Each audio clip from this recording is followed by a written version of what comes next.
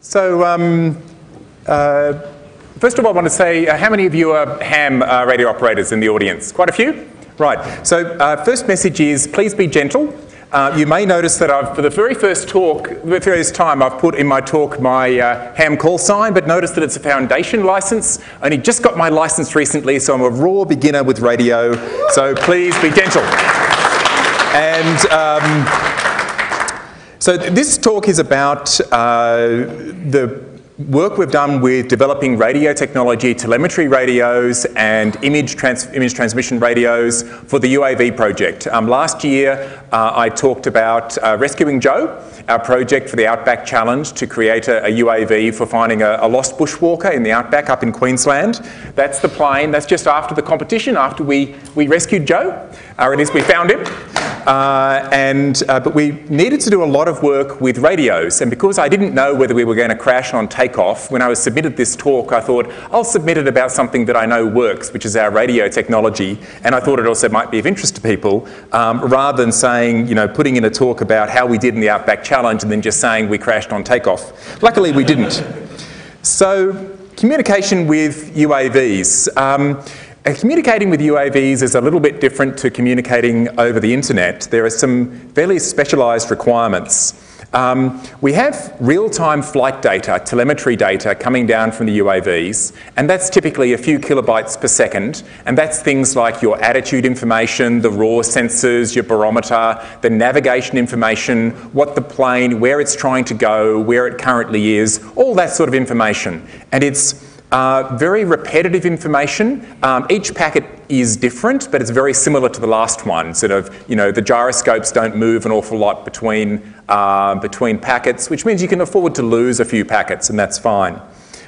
You need, however, a very reliable uplink for controlling the aircraft. You need to be able to command it to come home, to change its altitude, to do whatever you need it to do. And so the packets that you're sending up are much less frequent, but they need to get through with a high degree of reliability. The bandwidth is typically of the order of 3 kilobytes per second downlink. The uplink is much lower than that. It's more like of the order of bytes per second to tens of bytes per second. So it's quite asymmetric. But as I said, the uplink data, you really have to get it through.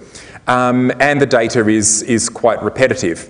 Now, we adopted a protocol called the MAVLink protocol, the Micro Aerial Vehicle Communication Protocol, which is a bit of a standard within the amateur autopilot community and is starting to be used by some of the professional autopilots as well, commercial ones. The AR drone has just started to adopt MAVLink, for example, and some of the other, more expensive ones are starting to use MAVLink as well, which is nice. I wrote a little generator for MAVLink. It's basically an XML file that defines our protocol, and then there's a Python script that generates a Python implementation and a C implementation and a C# implementation and various other language-specific implementations for different platforms. Okay, so that's our basic communication problem. This is a rough schematic of what our UAV looks like. There is a Panda board running Linux. That's a dual-core gigabyte of memory type Linux box. It was running Ubuntu. It has an SSD, 64 gigabyte SSD attached to it. We have we had only one camera in the final configuration. This was a slightly earlier draft. 2 radio links, which is what I'm concentrating on today. One at 5.8 gigahertz, which uses this sort of radio technology. This is a Ubiquity Bullet, a 5.8 gigahertz Ethernet bridge. It can range from about 1.5 megabit up to sort of 100 megabit type link. We ran it at its most conservative settings, known as MCS 0. So you're running it at the lowest possible speed for maximum possible range. And then we had 915 megahertz radios, which are these types of little radios. And the first half of the talk is really talking about the development of the firmware for these radios. And what I'll just show you first of all is something many of you have seen before. These are XBs. How many of you have used XBs before? Heaps of you? Yeah, XB is really popular in the hobbyist community. And we sort of had a bit of a love-hate relationship with XBs. They're ubiquitous, lots of people have them. They're a bit pricey for what they do. The range is fairly poor.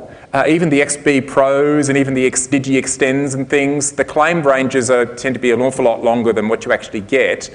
And they've got lots of little quirks in them. The most annoying quirk, which I'm sure many of you have hit, is that when they initially boot, they start for the first couple of seconds in bootloader mode.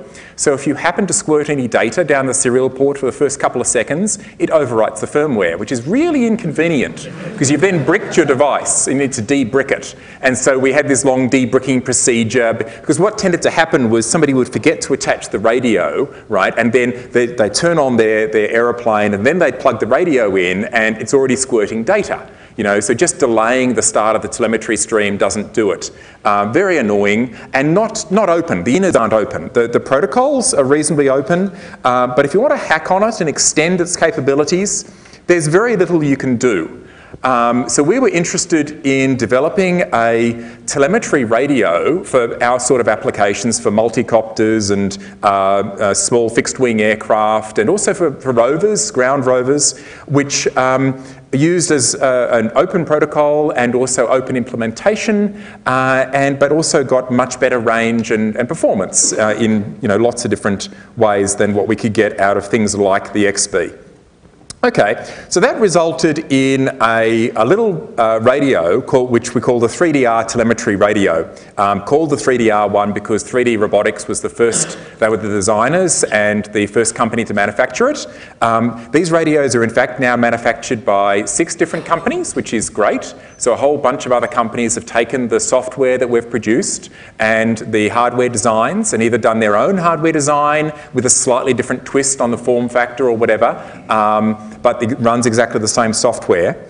Now the basic radio itself, it's an interesting little radio. I'll just hold up one of them. So this is a USB variant of the radio. So it's got a USB connector on it. And then I've got another one here. Here's an XB form factor with TTL serial radios. So they're relatively small. There's even, if you take off the USB connector for the air radio, it's about half this size again. So they're relatively small radios. Not the smallest ones you can get, but really quite cheap little ones. And certainly compact enough to fit in a small multicopter or UAV. Now these radios are interesting because they've got they're a system on a chip. They've got a little embedded microcontroller, and it's an 8051.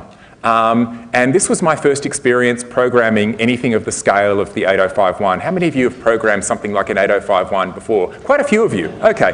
Well, my background was on systems programming where you worry about whether you should have 16 gigabytes or 32 gigabytes of memory in your system, for large file servers that might, take up a room or whatever. It's a Samba or an rsync and those sort of things. And it was very interesting working on a chip where the first level memory was 128 bytes, which is really rather constraining. And then there's second level memory, paged memory at 256 bytes, and then there's a third level sort of secondary page memory, which is 4 kilobytes. Gosh, lots of memory. We have 7 bytes of that left for the next, the final features. So at the moment we're down to 7 bytes remaining memory on this system. So we're really pushing this chip to its limits. It's got a 64 kilobyte EEPROM to put the firmware. It supports lots of different modulations in hardware. So this is very different to what David Rowe was talking about in his talk yesterday, where his hardware is doing all the modulation directly. It was incredibly impressive what he was doing there with those radios. And Joel afterwards with what he did with the Arduino. In this case, the chip actually is able to do the modulation for you. So you can just basically give it a bunch of data and start DMA transfers, and it will then modulate that data and squirt it out the RF part, and you end up with the data going over the wire and over the air. And you can choose FSK, frequency shift keying, or GFSK, Gaussian frequency shift keying, or OOK for on-off keying. And that gives you a bunch of different modulations available very easily.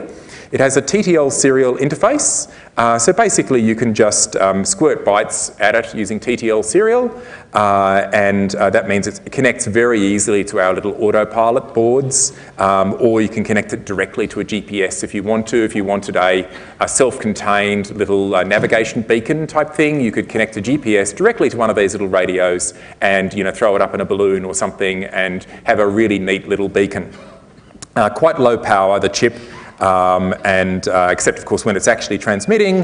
When it's transmitting, of course, it has to actually use the power required for the transmit part of the radio. The base chip, the SI1000 system on a chip, is available in 4 variants: 433 megahertz, 470 megahertz, 868 and 915 megahertz. For our particular use in Australia, 915 megahertz was the most useful, because in Australia, in the ISM bands, in 915 to 928 megahertz, you can transmit up to 30 dBm EIRP, so 1 watt basically you can put out. In the US, you can actually do a bit more, because there's a strange rule in the US where they don't count don't count up to 6 dB of antenna towards the EIRP calculation on the ISM band. So you can actually, with these radios, do 36 dBm, which is a lot of power to be putting out EIRP. That's the effective isotropic radiated power. That's the effective amount of power in one direction if it was going out in all directions. And when I got my ham license, I was really surprised that ham license powers aren't based on EIRP. It's just, much antenna as you like and it doesn't count. It's really surprising. Anyway, that's how it works. So this original radio was based on a maximum of 20 dBm transmit power. It's 100 milliwatts it will put out. And that will give you, with a little omnidirectional antenna on it, you can certainly get several kilometres of range. People have got up to sort of 10 kilometres or so. We've tested it between hills in Canberra, 10 kilometres apart, and managed to get clean signals coming through. Very much depends on your background noise. And the receive sensitivity, it'll receive down to minus 121 dBm, which is really quite incredible. And we wondered originally whether that was just a manufacturer claim, that they could do that sort of receive sensitivity, but we got it into an RF lab up in Queensland. Seppo at RF Design very kindly tested stuff on his lab, and we found indeed we started getting packets at minus 121 dBm, which is really quite remarkable. We found amazing that it actually has that sort of receive sensitivity in an incredibly cheap small package like this. Okay, so that's the basic hardware. So what about the software? I mean, it's really important what software you put on these radios, and the aim of this project was to create an open source telemetry system, and the difference between the open source and non-open source is what's the firmware. These radios come with an incredibly simplistic firmware that comes from SI. And that firmware is basically, if you put bytes in the serial port, it will copy them out into the radio, into the ether. And if you receive bytes, if it sees something coming in over the radio, it squirts it out the serial port. It makes no attempt at all to avoid talking while the other guy is transmitting. So both transmitting at once. No attempt. No attempt at frequency hopping, no attempt at time division multiplexing, no attempt at all to do anything sane. It just has a way of getting bytes off the serial port and into the air, or vice versa. And that really is no good for the sort of applications we have. First of all, it immediately violates a whole bunch of regulatory rules. You have to jump between lots of different frequencies. If you're using, for example, the 915 megahertz band in Australia or the US, you have to have 50 different channels hopping between, with a maximum dwell time of 0.4 second in the US, 20 channels in Australia, and there's different rules all over the world as to sort of how long you're allowed to sit on a frequency in order to be able to share the band with other users. It makes no attempt at doing things like listen before talk, to listen to see whether somebody else is talking before you start talking. It just transmits when it receives a byte coming on the serial stream, and it has really no encapsulation. It just throws the bytes out there and hopes that somebody's listening, and no attempt at all to comply with any licensing rules whatsoever. So it was a very basic thing. It was a good example code though. It was very simple, just a few hundred lines of C code, and it gave you a basic, transmit receive, but no good for the sort of application that we had. So I started digging into programming for the SI1000, which was a real adventure.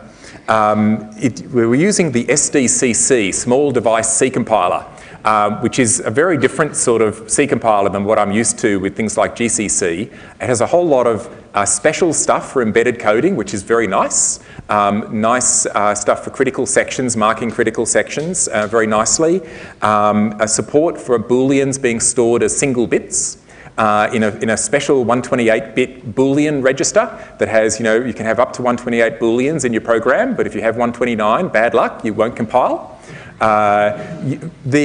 It's not stack-based by default, which I found very interesting. I'd never dealt with a non-stack-based C language before.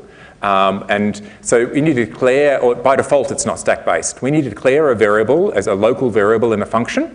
That doesn't get stuck onto the stack, it gets allocated space in global memory, just like any other sort of variable. And that means functions aren't reentrant by default. You can't do, Fibonacci by recursion unless you mark the function especially as being reentrant, in which case you better be careful because you don't have much stack, you've only got a few bytes of stack typically sitting above you, and so you can very, very quickly run out. And so you really want to very carefully lay out your program. So you basically need to tag every variable with what type of memory. Variables that you need to be fast, you tag as being in the first 128 bytes of RAM, and the compiler will dutifully pack it into that first 128 bytes. Variables that don't have to be quite so fast, you can say they can be in the next 56 bytes of RAM, right? Because I don't mind if it takes a few extra instructions to get at that bit of memory. And variables that don't have to be fast at all can go in the 4K, enormous chunk of memory that you've got, which we use for things like serial buffering.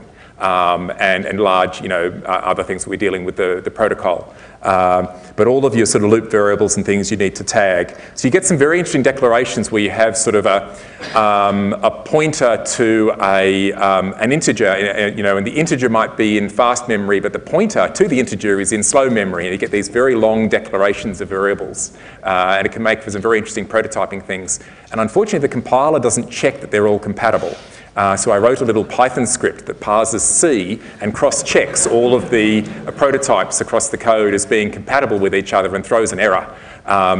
Because otherwise, you get some very bizarre errors if you mix up your prototypes and you pass the wrong sort of memory across to a function. It just doesn't work. But other than that, it was a very interesting environment to work in. I also wrote a little script that analyses how much memory you've got left in each type of memory. We're down to 7 bytes of RAM left in the CPU at the moment. We were down to 4, but we gained 3 bytes by upgrading the compiler, which is great because it means we can fit a new parameter in now, which is really wonderful. But it's a different sort of programming to what I've been used to. Okay, so what about making this thing useful in a real world environment?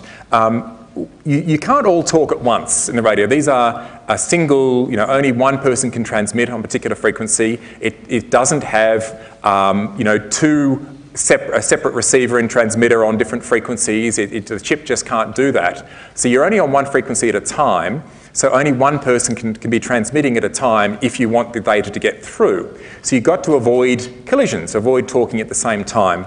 And there's lots of different ways to do this. The simplest is called time division multiplexing. And so that's what I went for, where basically you divide up time into slices, and one of the radios gets a chance to transmit in this first slice, and then the other radio can transmit in the next slice. So we end up with a little diagram like this, where we have a little window at the beginning, the red bit, where the first radio is allowed to send and the other radio is receiving. And then there's this blue bit in the middle, which is a silence period, where we have this small period of time where neither radio is supposed to be speaking, assuming that they've both got their clocks synchronized correctly. But if their clocks aren't quite synchronized, that's to allow the tail end of the transmission of the last packet from the previous guy to edge across into this silence period where the other guy thinks that everything's supposed to be quiet, but in fact, because the clocks aren't quite synchronized, he wasn't being quiet. Then it switches across and the first guy ends up in receive mode and the second guy ends up in send mode. And then there's another silence period and then it keeps going. So you switch backwards and forwards between them. And you'll notice that I've also marked here in the middle these two lumps here as frequency n, and those two lumps as frequency n plus 1. And that's when we get into the frequency hopping, which I'll talk about in a minute. Timescale-wise, the send window in a default configuration for these radios, the default configuration is that they talk at an airspeed of 64 kilobits, a serial UART speed of 57 kilobits, and but with error checking, that I'll talk about a bit later, the practical data throughput rate is actually 32 kilobits, because you lose half with the error checking. And the send window is 6,200 ticks. A tick is a 16 microsecond period. It's about 100 milliseconds as your send window. Then the silence periods are typically about 5 milliseconds. When it starts up, it calculates all of these numbers based upon the configuration that the user has given the radios. So the user is able to put in all the parameters for the hopping frequencies and the speeds, the air rates and the serial rates, etc. Now, those of you who are listening to the numbers may have noticed that the link is oversubscribed. Any of you noticed that? So notice that our serial rate is higher than the data transmission rate, and that's quite deliberate. And we actually have some flow control information that's able to cope with the fact that the link is oversubscribed. And it works very well because of the fact that usually the link is sending a lot more data in one direction than the other. And so what we need to do is have a slight twist on TDM where we allow these periods to be not the same for each transmitter. So one person can get slightly longer time slices than the other. So the way we do that is, this is how we pack the data that we send out over through the air. We have up to 250 bytes of data there, and then we have a 2-byte trailer sitting at the end.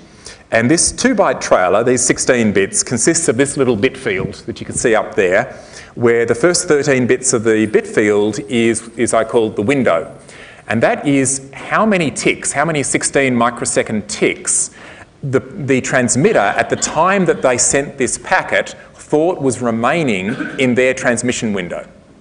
Okay, so if we go back to this transmission window in the previous one, the red section, it's sending lots of packets, 6, 8, 10 packets in that red section on the left there. And each time it sends a packet, it puts this little trailer on it which says how many ticks it thinks are remaining before we're going to switch over to the next one. And those 13 bits mean that any one packet getting through is enough to synchronise the clocks between the two radios. Because we don't need absolute time synchronised. We don't need GMT time or anything like that. All we need to know is that they both agree when the next switchover is going to be, right, to the next TDM phase and the next frequency. And so we just need to know how many 16 microsecond ticks of our little timer are before we switch over. So that's what we do there with those 13-bit window. And we also have a few extra bits which are what give us the adaptive timing. There's a bit called the bonus bit. And that bit is used when a sender, it's their send window, so they've got permission to send at the moment, but they've got no data, right? Which is very common, because the ground station usually doesn't have nearly enough data to fill a full send window. He's only got a few bytes, occasionally sending a command and a heartbeat, that sort of thing. So what he does was he sends a packet with the bonus bit set, and the bonus bit says, I'm yielding the remainder of my time slice to the other end. And that means the other radio is then able to transmit not just for the remainder of the first radio's time slice, but also right through the silence period and right up through their next time slice. Right? Which means you actually only have a very small period of time where the ground station has grabbed the transmit token, if you like, and is transmitting, and you end up with a practical efficiency from the air data rate down to the data you can actually get through of about 85%, which is not bad on a bidirectional link. so we can actually get quite a lot of data through reliably if most of the data is coming in one direction. But as soon as there's data that needs to upload, you're uploading a mission, a set of waypoints or some control information or a new set of parameters, and you've got a flood of data coming upstream, it immediately adapts towards that and can shift towards mostly being the ground station transmitting and switch back immediately to mostly the plane transmitting. And it costs you about 15%. We could get it down much lower than that, but basically at that point, the various tolerances of our clock and things, it's getting a little tricky, and so it wasn't worth the effort to push that up to sort of 90 or 95, 85 we were quite happy with. Now, there's also an extra bit, the command bit. Now that's something that we added later, but it was extremely worthwhile in the protocol. How many of you have used Hayes command set modems, AT command set? Most of you would have used it in your careers, yes. So the AT command set, very, very useful, and so we decided to implement configuration of these modems via an AT-like command set, although we extended it a little bit. And the biggest extension was the addition of this command bit, where you know the AT command set controls the local modem. Well, the RT command set for remote controls the remote modem. And anything you can do with the AT command set on the local radio, you can do with the RT commands on the remote radio. So RTI, RTS 7 equals 15, whatever, all of that is available, which is extremely useful when there's a plane flying about and you want to adjust the parameters, the error checking that it's doing, and you don't need to land the plane and go up with a USB cable or whatever. You can just reconfigure it remotely while it's flying around, which is really handy as long as you get it right. This is where having multiple radio links up to the plane is great, but I have quite often broken into it and modified the configuration in flight to change the error checking parameters or whatever, or to turn on more debugging. Extremely useful. So that's what that command bit is for. And the resend bit is for increased reliability of commands going to the plane. It's supposed to be a transparent serial stream, right? The idea is that you have radio at either end, you inject bytes in a TTL serial port at one end, they come out the same at the other. But you can lose packets. It's difficult to do a transparent serial stream when you can lose packets. And acknowledgement packets are a great pain because any acknowledgement scheme requires that you have two-way communication. And we wanted all of the features of this radio to work when you only have one-way communication, right? Because it's quite common with a UAV to lose either the uplink or the downlink, but you've still got the other. If you've lost the uplink, you still get the telemetry data telling you where the plane is, the GPS, for example. And if you lose the downlink, you've still got the uplink information, potentially, to say, come home, please, to tell it to turn around, right? So you can still get commands through. And so instead of using acknowledgements for higher priority operations, the ground station, before it sends a packet to say that you've now, a bonus to say you can take over my time slice now, it can resend the last chunk of data with a bit to say this is resent data, which means don't inject it into the serial stream at the other end if you got my last packet. Right? You can tell which it is from the checksum actually on the packet. You can tell whether the particular packet had already got through, a checksum and a sequence number.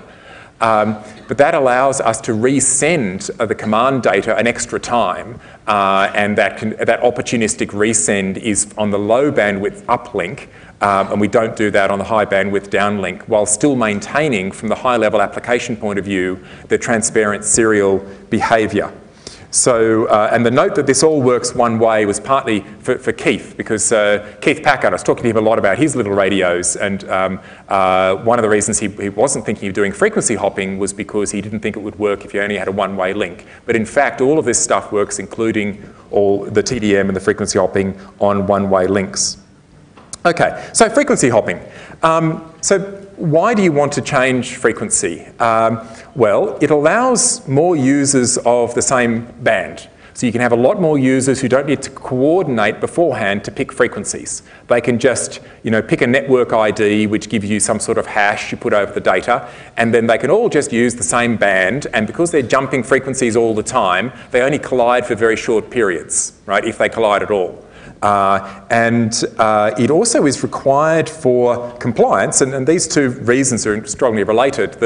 the regulators like radios to have low interference potential, as it's called. You know, there's the LIPD rules in Australia, the low interference potential devices, which are devices that are unlikely to interfere with each other. And if you don't want to get a special license or a ham license, you just want to use the class licenses that are available to everyone, then you have to follow these rules, which specify things like maximum time you can spend on any frequency and minimum number of channels that you operate over and the width of each of those channels, etc. So in Australia, on 915 megahertz, you have to hop over 20 frequencies, and in the US, on 915, you have to hop over 50 frequencies.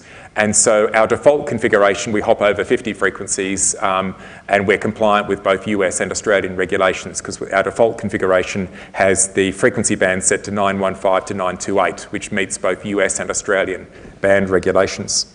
Okay, so how do you do frequency hopping in a little radio like this? Luckily, it's very easy.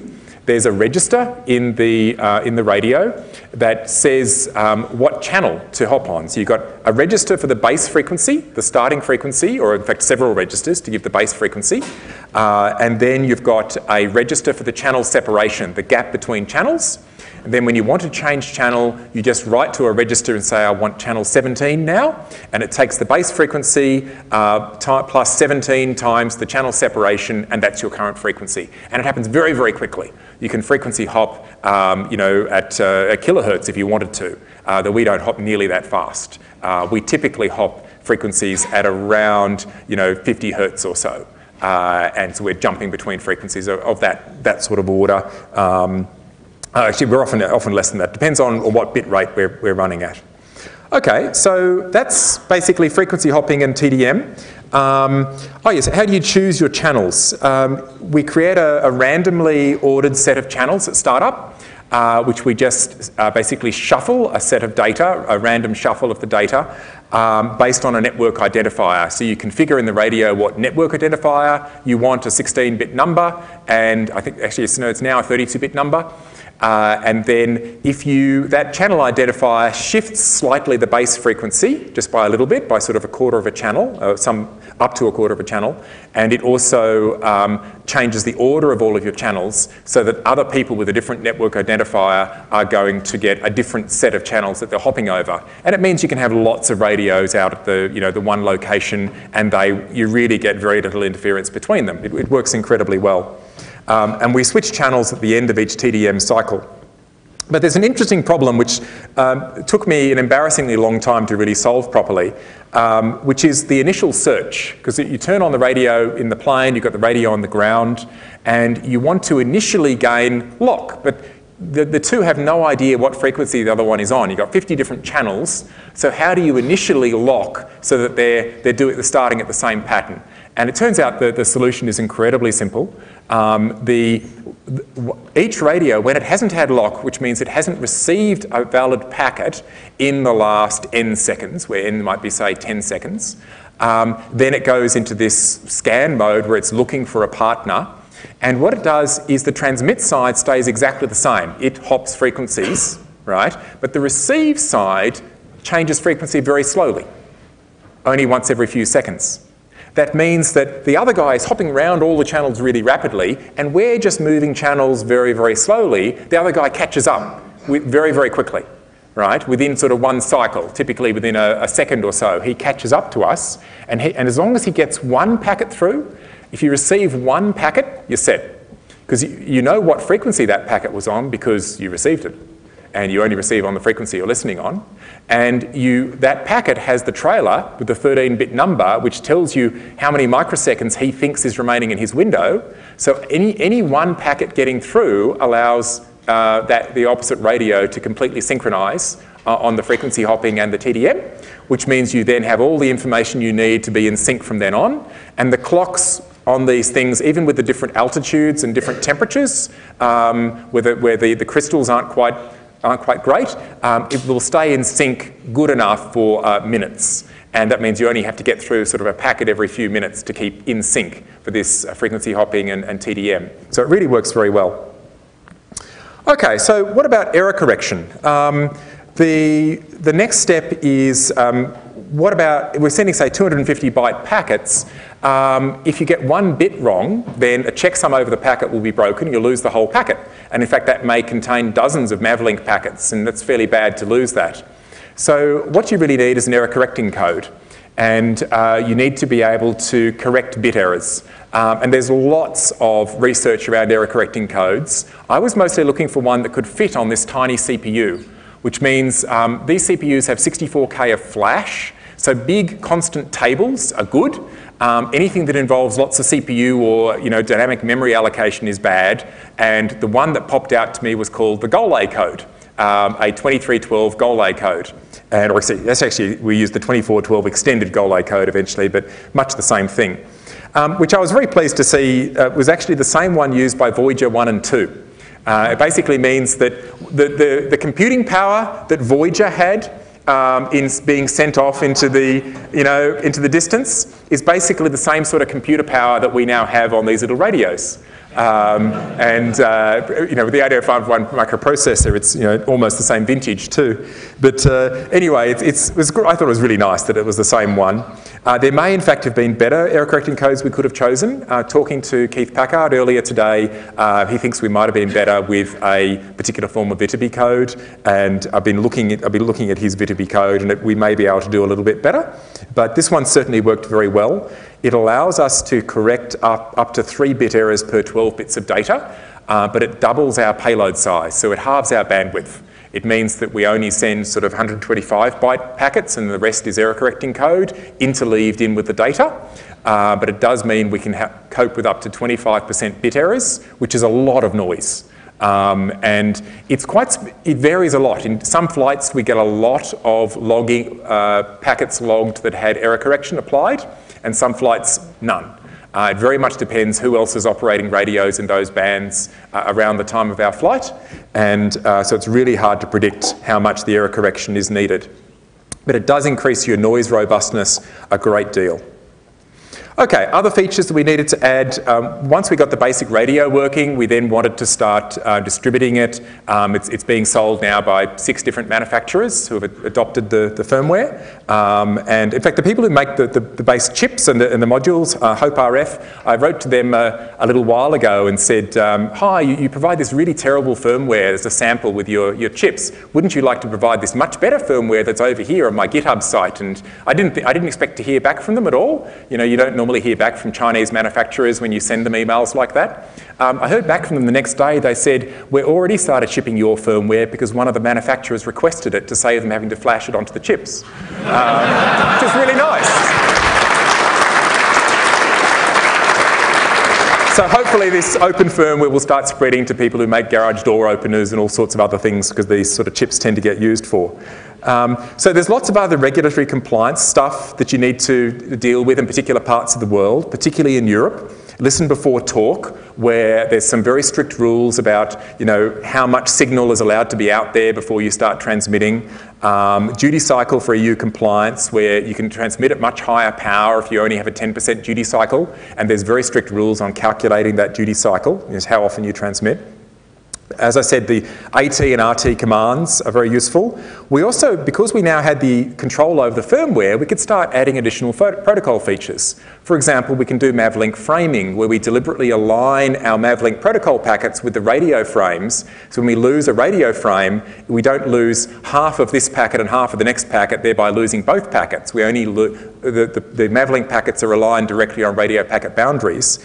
And we could do flow control over the air, which is normally quite difficult to do over a transparent serial link. But because we had control over the firmware, we could start propagating flow control information back between the radios and from the radio to the autopilot, and that allowed us to do, send little packets to say how full our buffers are, and that can choose to then slow down its telemetry rates, that sort of thing, which is really nice.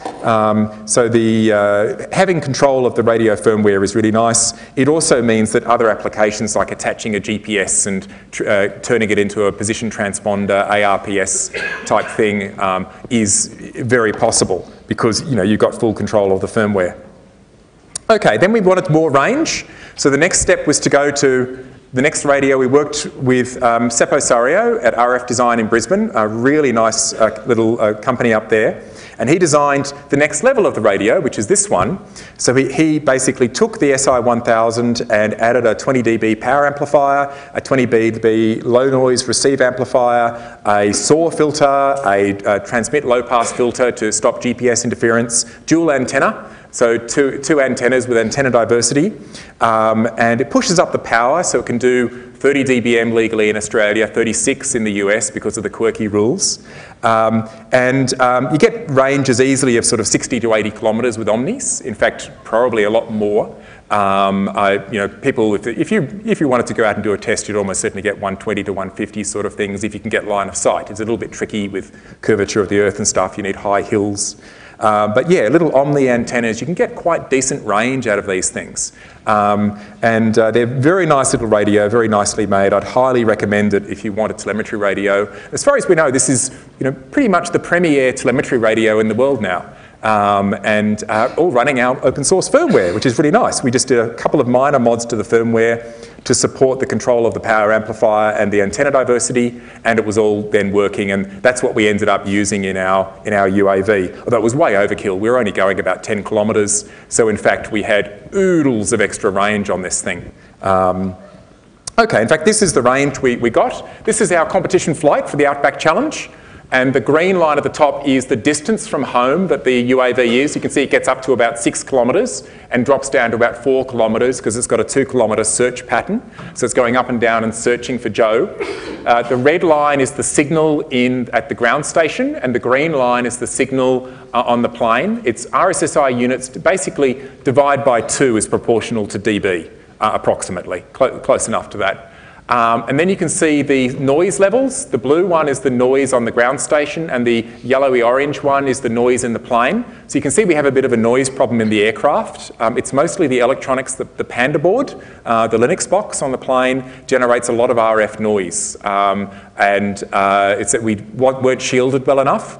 It still gave us plenty of range. You can see there that the link margin we have is of the order of sort of 50 RSSI, 25 dB type link margin. So if you take 25 dB and divide it by 6, that's 4, so 2 to the 4 is 16, 16 times 6 kilometres, so you're talking about 96 kilometres, so 100 kilometre range we could have got, right, if we'd pushed it right to the edge. And our error correcting code would have been working like mad at that point, but it really is quite long range. We only needed a much shorter range than that. But range testing, testing the error correcting code was quite interesting and quite difficult. It's very hard to get these radios not to get through.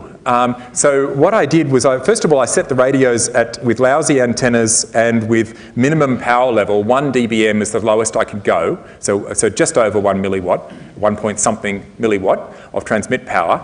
And at first I tried putting the radio inside a fridge. And then I thought, close the fridge, metal all around it, I hoped. Somebody suggested earlier today it might be a plastic fridge. And I found that it still got very, very strong signal. So the next thing I did was I put that same little radio inside a steel casserole pot, completely enclosed, inside a microwave oven at the far end of the house, and I still got far too much signal and I wasn't getting down to the noise. So then I put a 30 dB attenuator that I got off eBay on the antenna connector, and then I was down to the noise level and I could start checking the error correction. But it's really annoying. Air is great as long as you've got enough of it, but you need long distances to actually attenuate the thing down to reasonable levels to test your error correcting. Within a house, if you can't give the radio to your neighbour up the street or whatever, it's actually quite difficult to get your signal down low enough for real testing. I finally found a use for our old microwave oven, which my wife had been trying to tell me to throw out for years because we were never going to use it. Finally. Okay, so that's telemetry. What about images? Well, we wanted to transfer images of Joe down. So now, transferring telemetry and transferring images is very different. Images requires a lot higher bandwidth. How's my time going, by the way? Where's the... Okay, pretty close, halfway through the talk. All right, transferring images is very different to transferring telemetry, and it's non-repetitive data, but it's usually not time critical. And you need guaranteed delivery for critical images, like when you identify your search and rescue target. In our setup, we had one RFD 900 and one Ubiquiti 5.8 gigahertz bridge, and we wanted full redundancy to be able to complete the mission with either radio. So if one radio completely died, we wanted to be able to complete the whole mission. That meant we had to get all our images over this 57600 serial link. Now, images across a 57600 serial link, the raw images from the camera are 20 megabytes a second. So we need a lot of compression. And we still want all our telemetry and command and control to go as well. We had a budget of around 2 kilobytes per second available for sending images across this radio link. But we managed it. So one of the tricks is, first of all, you don't need to send the full image. As long as the image recognition algorithm of the plane is working well and it identifies just a little few pixels around interesting blobs like Joe. This is when we found Joe in the competition. There's Joe. And you only need to send just those little tiny thumbnails surrounding Joe. And then you can actually concatenate them together and compress the hell out of them using JPEG and squirt those across a link, and each one comes down to being less than 2 kilobytes, sort of 1.5 kilobytes or so, which means you can send roughly one of those per second or so across this 2 kilobyte per second link. Okay, but then how do you send it? At first we tried to use TCP, and it was a complete disaster. So we had this initially Ethernet bridge, 1.5 megabit, just run TCP, send the images over that. Gosh, it was awful. And the problem is that TCP handles packet loss extraordinarily badly. We basically found that at about 20% packet loss, TCP just stops. It doesn't restart for a very long period of time. And even we tried all of the different congestion control algorithms. There's like 20 of them available in the Linux kernel. None of them did anything much more than sort of 25% packet loss before it crapped out completely. So completely useless. So we looked around for all sorts of other algorithms and protocols for transferring data reliably across links that sometimes have very high loss levels, because this link, occasionally, when the propeller and the motor was between it and the ground station, might have had 90% packet loss. And we wanted to keep getting, when it has 90% packet loss, that's 10% packets that are getting through. You want to get 10% of your theoretical bandwidth, right? You want to be an efficient link. It's not acceptable to get 0% just because you've lost a few packets. So we came up with a new protocol. And we don't know if this protocol is completely original. I mean, we made it up ourselves. We don't know if anyone else has done it. But it worked for us, and it gives us a protocol that is completely efficient in the sense that you got 90% packet loss, you get 10% throughput, and you have complete control over the bandwidth and over bandwidth and segment size. You can encapsulate it over UDP or Mavlink or pretty much anything. Carrier pigeon would be fine. Now, basically, it's very different from TCP. It's a greedy use of bandwidth.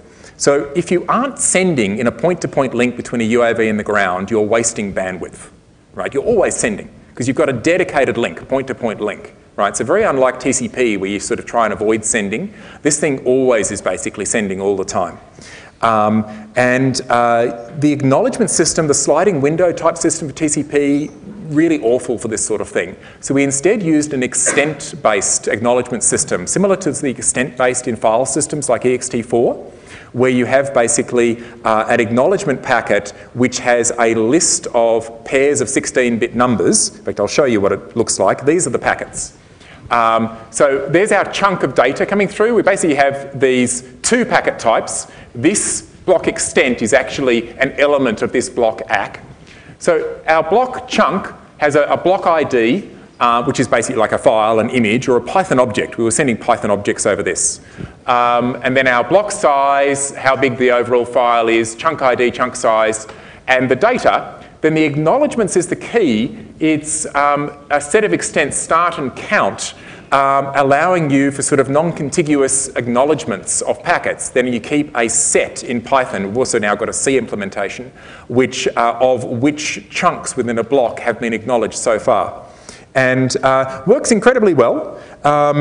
Another aspect of it that's quite important is what chunk do you send next? My apologies for rushing here, low on time.